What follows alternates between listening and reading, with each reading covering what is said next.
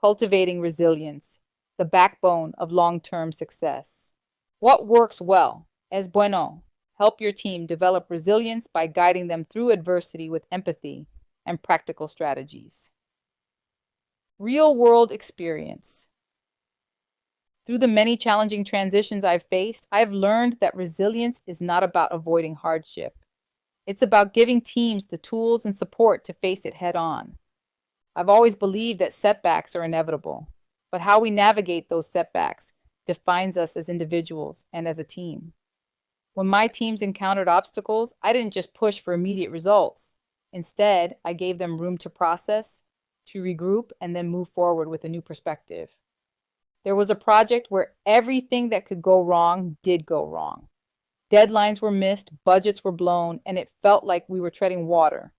At that moment, I had two choices: demand they push through or take a step back and help them see the bigger picture. I chose the latter. I helped them realize that failure wasn't an endpoint. It was a learning opportunity. Together, we reevaluated our strategies, and while the road was rough, we came out stronger. That's resilience. It's not about never falling, it's about getting back up, better than before.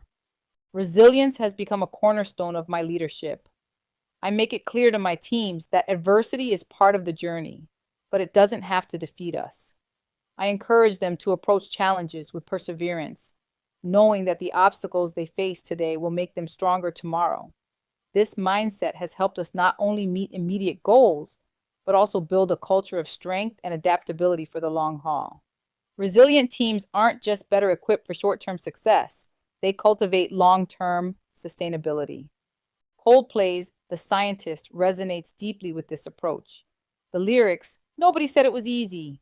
No one ever said it would be this hard," reflect the reality of navigating challenges in leadership and life. But the song also speaks to the need for understanding, for finding a way through the difficulty.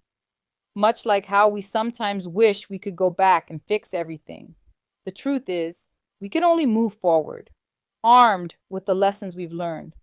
And that's resilience, not wishing for an easier path, but facing the hard parts with empathy, learning, and growth.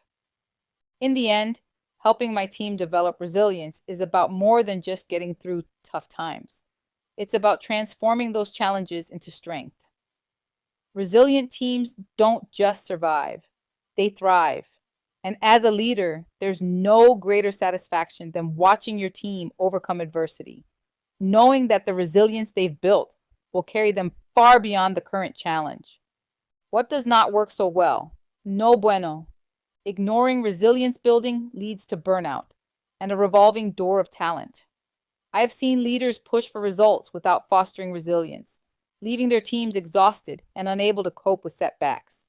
Without resilience, short-term victories come at the cost of long-term health and productivity.